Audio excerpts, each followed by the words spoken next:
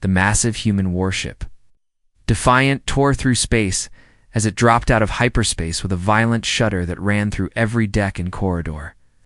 Captain Marcus Reed gripped the rail of his command platform as the ship's hull groaned under the stress of the emergency jump. The bridge lights flickered and sparked before the backup systems kicked in and restored full power to the command center.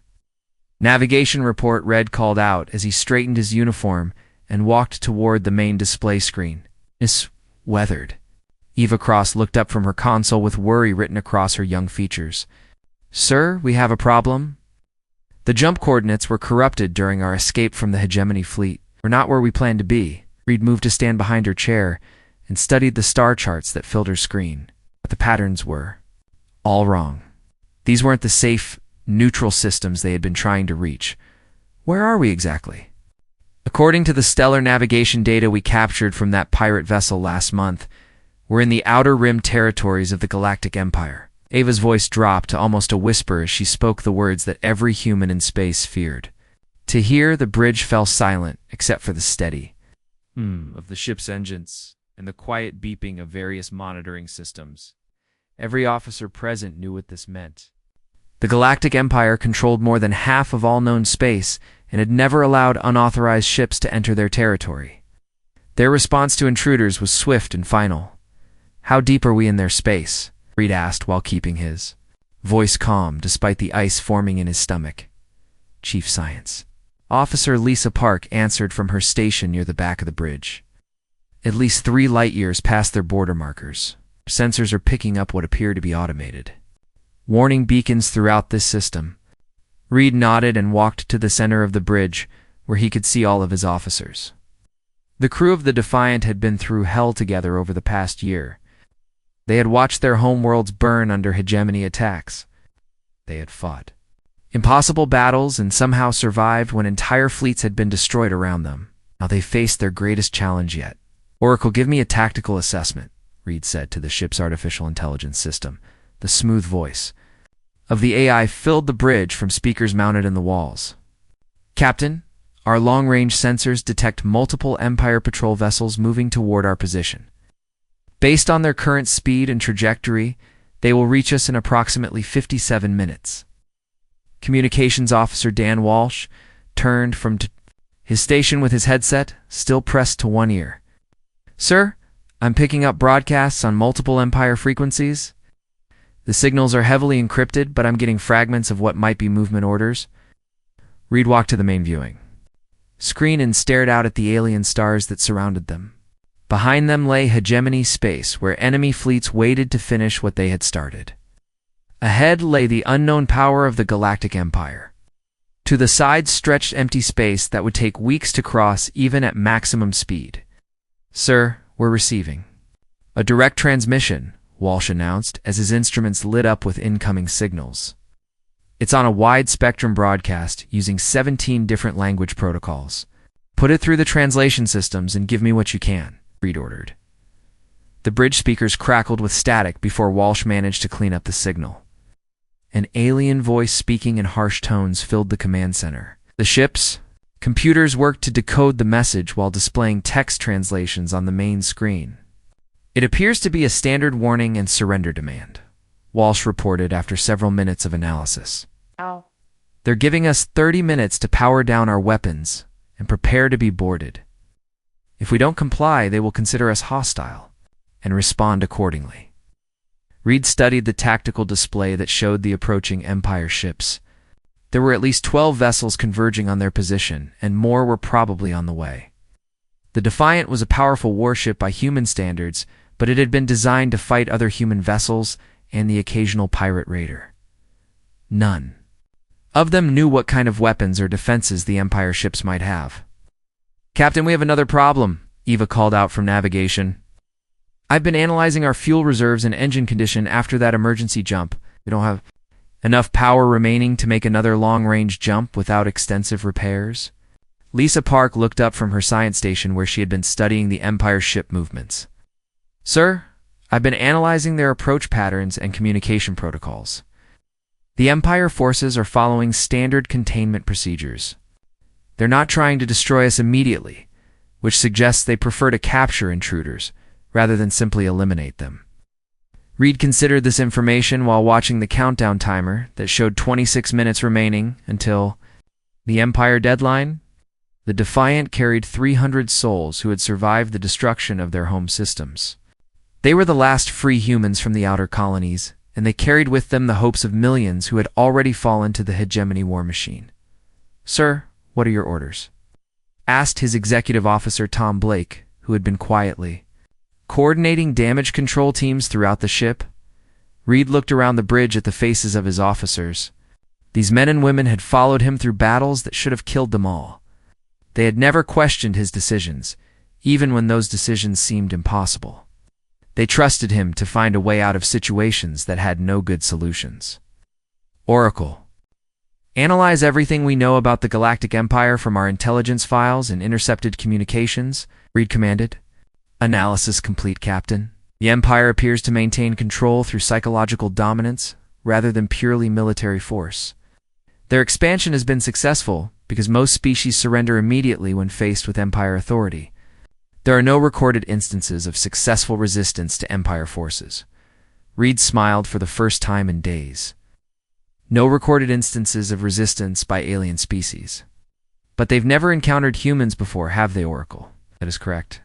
Captain, humans are not present in any Empire databases that we have accessed. Reed walked back to his command chair and sat down. Mr. Walsh opened a channel to the lead Empire vessel. It's time they learned something about human diplomacy. The young communications officer's hands flew over his controls as he established. Contact with the approaching Empire fleet? Channel open, sir. You're transmitting on their primary frequency. Reed stood and faced the main screen where the image of the nearest Empire ship filled the display. This is Captain Marcus Reed of the human vessel Defiant. We request immediate diplomatic contact under military honor protocols. We are not surrendering, and we are not retreating. We propose a formal meeting to discuss terms. The transmission ended, and the bridge fell silent as they waited for a response. Outside the viewports, the stars continued their ancient dance while 300 human lives hung in the balance.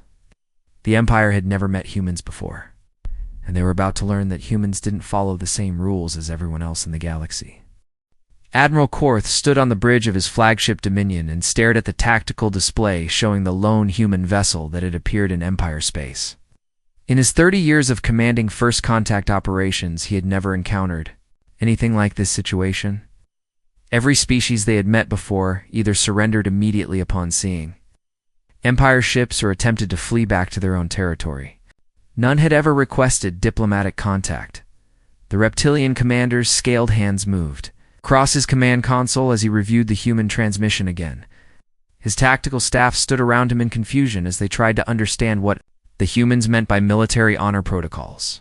Such concepts did not exist in Empire doctrine, which was based on simple principles of dominance and submission. Admiral, the human vessel is maintaining position and has not powered down its weapons as ordered, reported his tactical officer, Commander Vex. Their energy signatures indicate they are actually charging their defensive systems. Korth nodded slowly as he considered the implications. The humans were not behaving according to any known pattern for first contact situations. They showed no fear of the Empire fleet that surrounded them, and their communications suggested they believed they had some form of negotiating position despite being completely outnumbered. What do our intelligence files tell us about this human species? Korth asked his science advisor. Admiral, we have no records of humans in any of our databases. They appear to be completely unknown to the Empire. Their ship design is also unfamiliar, but appears to be built for combat rather than exploration or trade. Korth walked to the main viewing screen, where he could see the human warship in the distance. The vessel was smaller than his own flagship, but it had an aggressive design that reminded him of the ancient warships from the Empire's early expansion period. Most modern ships were built to intimidate through size and appearance, but the human vessel looked like it was designed to actually fight. Sir, we're receiving another transmission from the human captain, announced the communications officer. Put it through, Korth ordered. The voice of Captain Reed filled the Empire bridge with its strange alien accent and unfamiliar speech patterns. Admiral Korth, we understand that you represent the Galactic Empire, and we respect your authority in this space. However, we are not criminals or invaders. We are refugees from a war that has destroyed our home systems. We ask for the right to prove our intentions through honorable combat." The Empire bridge crew looked at each other in confusion.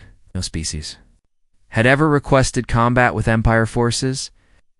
The very idea went against everything they understood about first contact procedures. "Admiral, what does he mean by honorable combat?" asked Commander Vex.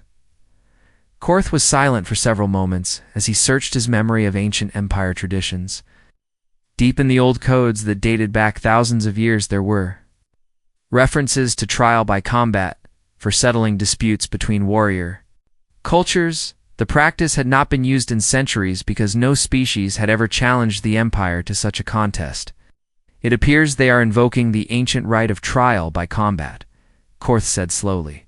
"According to the old laws, any species that formally requests such a trial cannot be refused if they meet certain conditions." His science advisor pulled up the relevant legal codes on his datapad. "Admiral, the conditions require that the challenging species demonstrate warrior status by possessing functional military vessels and showing knowledge of combat protocols." The humans appear to meet both requirements. Korth felt something he had not experienced in many years of Empire service. These humans were presenting him with a situation that his training had not prepared him for. They were not acting like conquered subjects or terrified refugees, or behaving like equals who expected to be treated with respect. "What are the terms of trial by combat according to the old codes?" Korth asked. "The trial consists of single ship engagement between representatives of each side. Victory is achieved by landing 3 successful weapon strikes on the opponent vessel. The losing side must accept the terms offered by the winner. Combat continues until one side achieves victory or withdraws." Commander Vex stepped forward with concern written on his scaled features. "Admiral, surely you are not considering accepting this challenge from an unknown species. The Empire has not engaged in trial by combat for over 500 years. Korth looked around at his bridge crew and saw the same confusion and concern in all their faces. The Empire had grown powerful through the certainty of its responses to any situation. Every species they encountered knew exactly what to expect from Empire contact. These humans were disrupting that certainty by introducing variables that the Empire had forgotten how to handle. "Admiral, we have additional contacts approaching," the tactical officer announced. "Long-range sensors detect what appear to be more human vessels moving toward this position."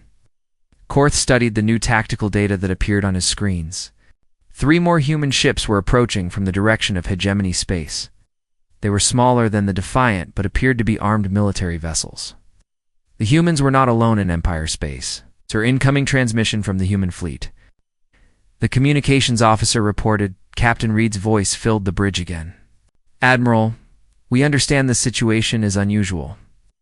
Our additional ships are here as witnesses to ensure the trial by combat is conducted according to proper military honor. We propose that your ship Dominion face our vessel Defiant in single combat.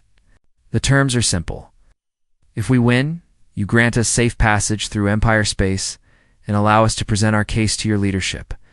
If you win, we will surrender ourselves to Empire justice." Korth considered the human proposal while studying the tactical situation. His ship was larger and more heavily armed than the human vessel.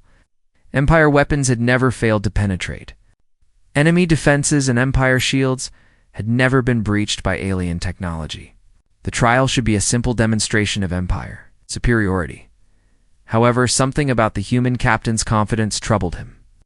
Reed spoke as if he believed his smaller ship could actually defeat an Empire dreadnought.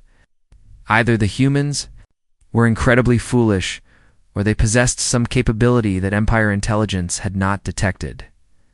"Admiral, your orders," asked Commander Vex. Korth made his decision.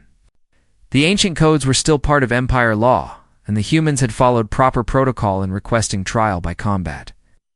More importantly, refusing the challenge would suggest that the Empire feared these unknown aliens. Such a perception could damage Empire authority throughout the sector. "I accept the human challenge," Korth announced to his bridge crew. "Prepare for trial by combat according to the ancient protocols. Signal the fleet to maintain position and observe. We will show these humans why no species challenges the Empire." Tactical officer began coordinating with the other Empire ships to establish the combat zone while the communications officer transmitted Korth's acceptance to the human vessels. Throughout the bridge, crew members prepared for a type of engagement that none of them had ever experienced. Admiral Korth walked to his command chair and settled in. What he expected to be a brief demonstration of Empire's superiority. He had no way of knowing that he was about to participate in the first military defeat in Empire history, or that the humans were about to change everything the galaxy understood about warfare. The two warships faced each other in the designated combat zone, while both fleets maintained their positions at a safe distance. Captain Reed stood on the bridge of the Defiant, studying the massive Empire dreadnought that floated 3 kilometers away. The Dominion was nearly twice the size of his ship, with weapon arrays that could probably destroy a small moon. "All stations report ready for combat," announced Executive Officer Tom Blake, as he coordinated the final preparations throughout the ship. Reed nodded and walked to his command chair. "Oracle analyzed the Empire vessel and give me tactical options." Ship's AI responded immediately. "Captain, the Empire ship follows standard dreadnought design principles. Heavy armor plating covers the primary hull sections. Energy weapon ports are positioned for maximum forward firepower. Defensive systems appear to be shield generators similar to those used by the hegemony. Weaknesses?" Reed asked. "Size makes it difficult to maneuver quickly. Weapon tracking systems appear designed for engaging large targets at long range. The vessel shows no evidence of kinetic weapon defenses." Reed smiled as he processed this information. The Empire had grown used to fighting enemies who used the same tactics and technologies. They had never faced human military doctrine, which had been developed through decades of desperate warfare against superior forces. Tom signaled the engine room. "Tell Bob to prepare for rapid acceleration maneuvers. At least I want full power to forward. Shields and all sensor arrays active. Don monitor Empire communications for any tactical coordination." Admiral Korth watched from his command bridge as the human ship began moving toward his position. The Defiant's engines glowed brighter as it accelerated, but instead of approaching in a straight line, the human vessel began a complex series of course changes that made no tactical sense. "Admiral, the human ship is not following standard attack patterns," reported his tactical officer. "They appear to be moving randomly through the combat zone." Korth studied the display screen that showed the Defiant's erratic movement. "Perhaps their navigation systems are damaged. Target their engines and prepare to fire."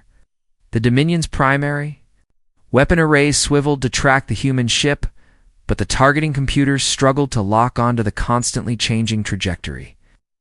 Each time the systems predicted the Defiant's course, the human vessel would suddenly change direction again. "Admiral, we cannot achieve target lock," the weapons officer reported with frustration in his voice. "Their movement pattern is completely unpredictable." Captain Reed watched the tactical display as the Empire ship's weapons tried to track his movements. "Tom, execute pattern 7. Take us through that asteroid field at maximum speed." The Defiant dove toward a cluster of space rocks that drifted near the edge of the combat zone. The human ship wove between the asteroids, while the Dominion's weapons continued trying to achieve a target lock. The Empire ship was too large to follow the same path, and had to adjust its position to maintain line of sight. "Sir, the Empire ship is moving to intercept us on the far side of the asteroid field," reported Eva from navigation. "Perfect read," replied Bob. "Are those kinetic projectiles ready?"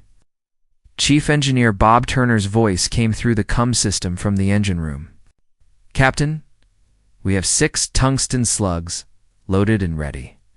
The magnetic accelerator is charged to full power." Reed waited until the Defiant emerged from the asteroid field with the Dominion positioned exactly where his tactical computer had predicted. "Fire projectiles now." The human ship's magnetic accelerator fired 6 metal slugs at tremendous velocity toward the Empire vessel.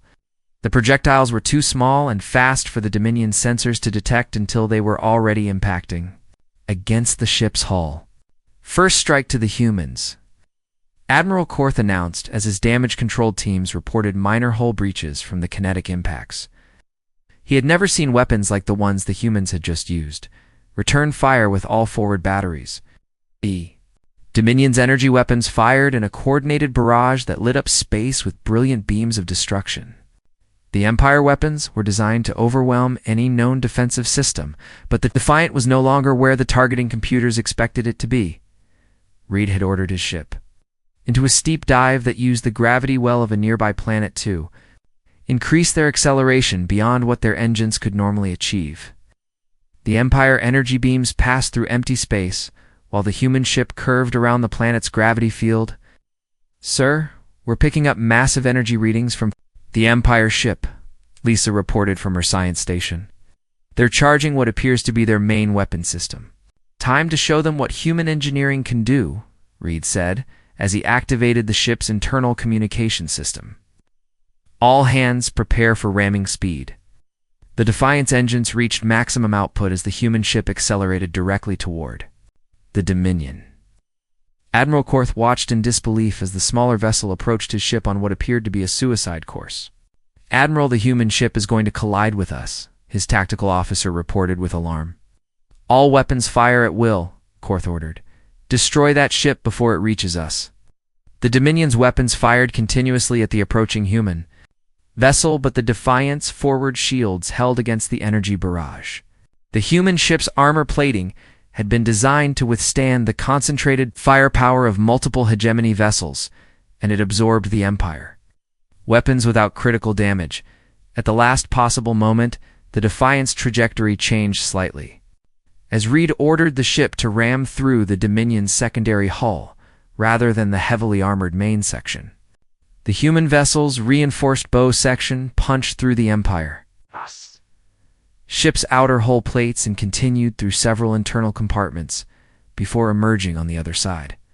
"Second strike to the humans," Admiral Korth announced as his damage control team scrambled to seal the massive breach that ran completely through his ship. The Empire Admiral felt something he had never experienced before in his military career. He was losing a battle. Captain Reed surveyed the damage to his own ship as the Defiant cleared the Empire vessel. The ramming maneuver had caused significant structural damage, but the ship was still operational. "Bob, how's our jump drive?" "Captain, the ramming damaged our main engine systems, but I've got an idea. Give me 5 minutes to reconfigure the jump drive for short-range spatial displacement." Reed smiled as he understood what his chief engineer was planning. "Do it. Oracle, calculate firing solution for a spatial displacement torpedo." The ship's AI began working on the complex calculations required for Bob's modification while the Defiant maneuvered for its final attack. The Empire ship was trying to bring its weapons to bear, but the damage from the ramming attack had affected several primary systems. "Jump drive ready," Bob announced from engineering.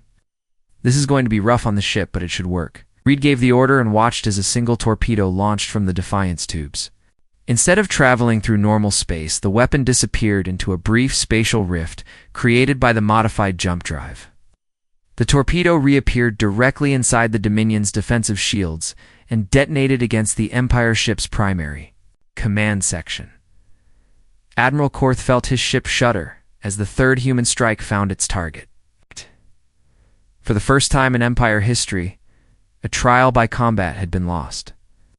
The humans had achieved the impossible through tactics and technology that no Empire officer had ever encountered.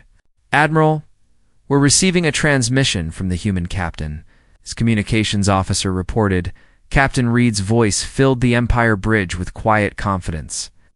"Admiral Korth, you fought with honor. We request permission to present our proposal to your leadership as agreed under the terms of trial by combat."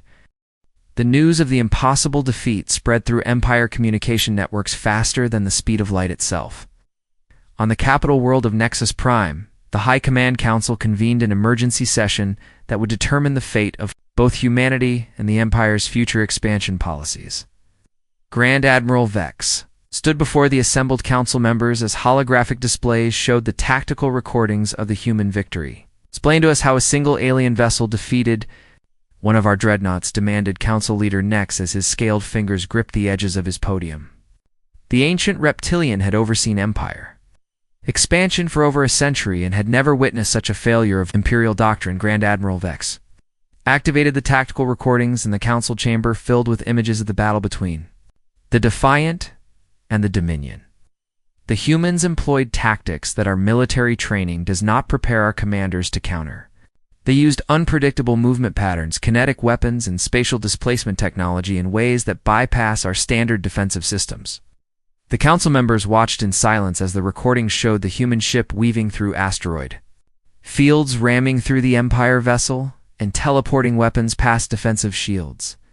These were not the actions of a primitive species encountering superior technology for the first time. These were the tactics of experienced warriors who understood exactly how to exploit weaknesses in Empire military doctrine. How many ships do these humans possess? Asked Council Member Trix from her position at the curved table that dominated the chamber. Intelligence reports indicate they have at least 4 vessels in Empire space with unknown numbers in their home territory. However, Admiral Korth believes their primary fleet was destroyed in their war against something they call the hegemony. Council Leader Nex leaned forward as he processed this information. They are refugees from a military defeat, yet they were able to destroy one of our most powerful warships.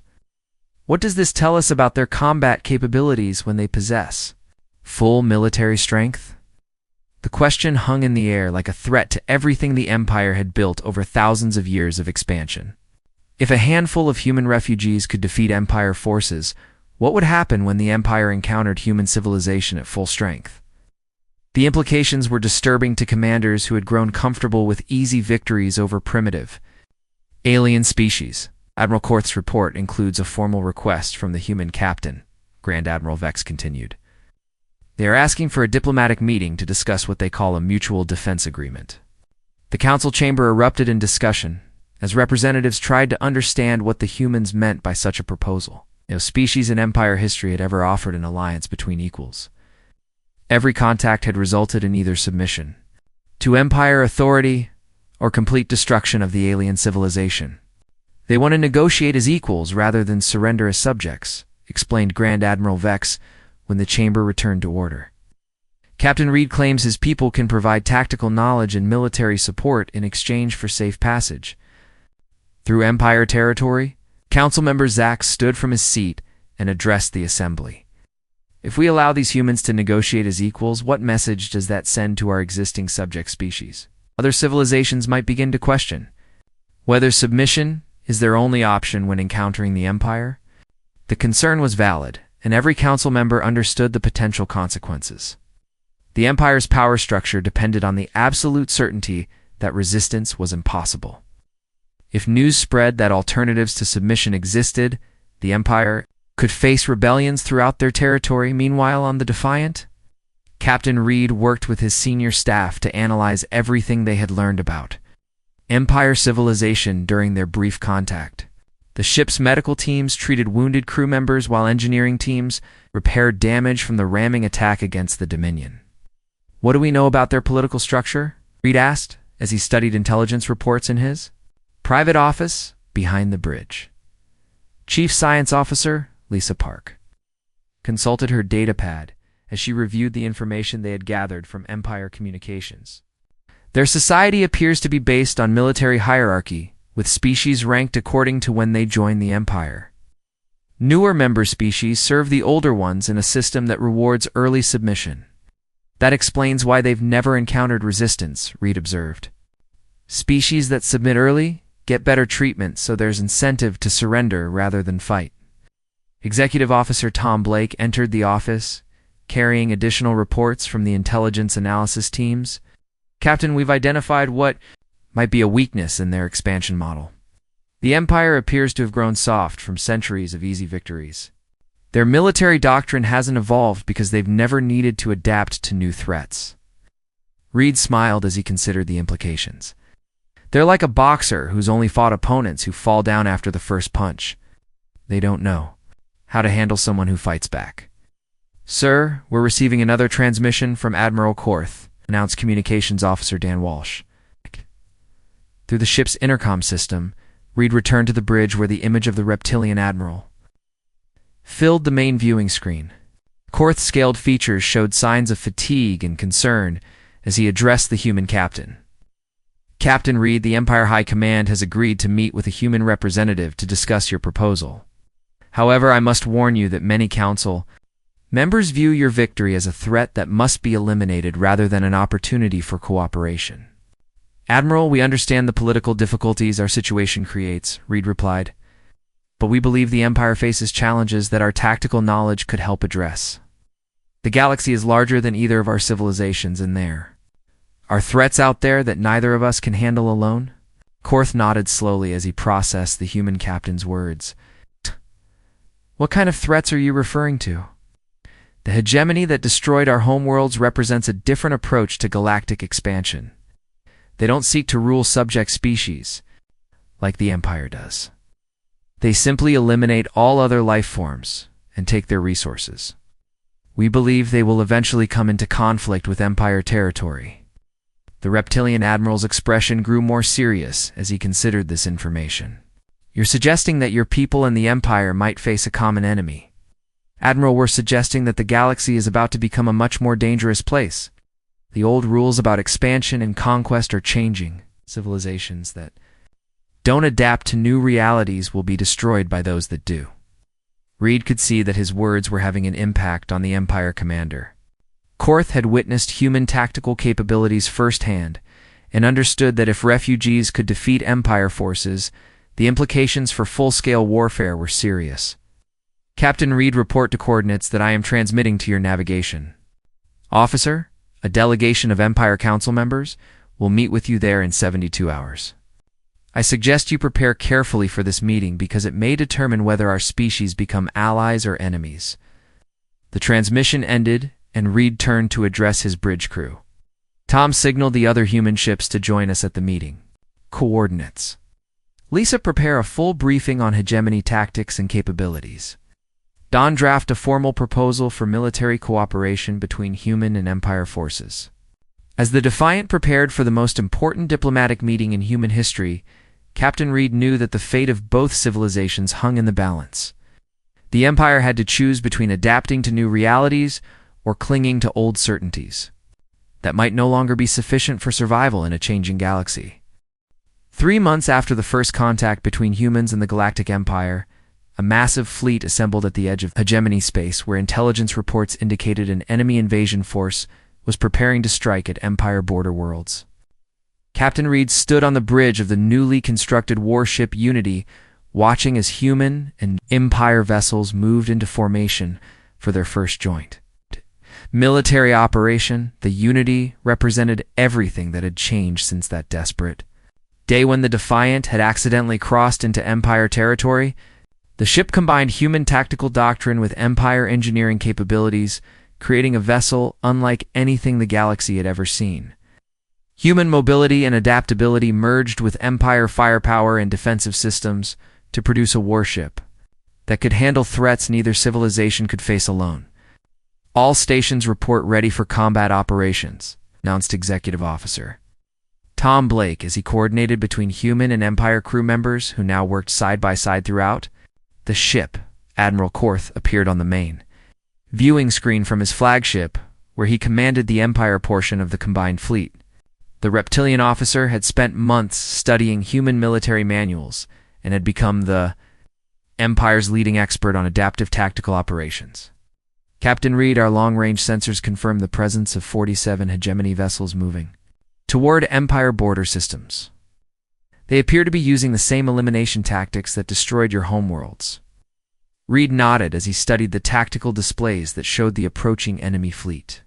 The hegemony ships were larger than either human or Empire vessels, but intelligence analysis had revealed critical weaknesses in their rigid command structure and predictable battle formations. Admiral, are your commanders ready to implement the new tactical protocols? Reed asked. My fleet captains have completed training in human adaptive maneuvers.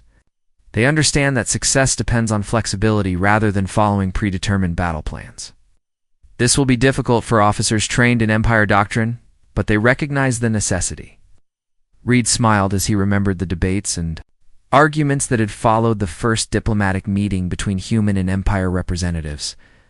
The Empire Council had initially rejected any proposal for equal partnership until intelligence reports confirmed that the hegemony represented a threat to all galactic civilization.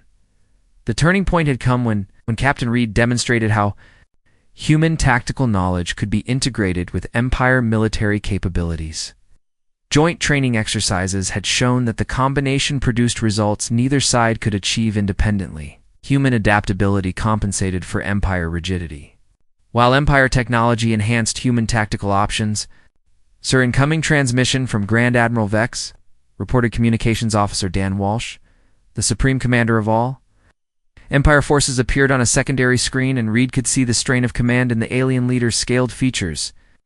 Vex had been forced to restructure centuries of military tradition to accommodate human tactical concepts, and the process had not been easy for Empire officers. Captain Reed, the success of this operation will determine whether our alliance continues or whether the Empire returns to its traditional isolation policies. The Council is watching carefully to see if human tactical doctrine can actually deliver the results you have promised. Admiral, we understand the political situation, Reed replied, but I believe today will prove that cooperation between our species benefits everyone in the galaxy. The combined fleet moved into attack position. As the hegemony forces approached the Empire border systems, Reed watched the tactical displays that showed how human and Empire ships had been integrated into mixed squadrons rather than operating as separate fleets. This was the key innovation that made their cooperation so effective. Squadron leaders to begin Phase 1 operations, Reed ordered. The battle began with Empire ships using their superior firepower to engage the hegemony fleet at long range, while human vessels used their mobility to probe for weaknesses in enemy formations. The hegemony commanders responded according to their standard doctrine, which called for concentrated firepower against the largest threats. Admiral, they're targeting your dreadnoughts exactly as predicted, Reed reported to Korth. Execute phase. To now.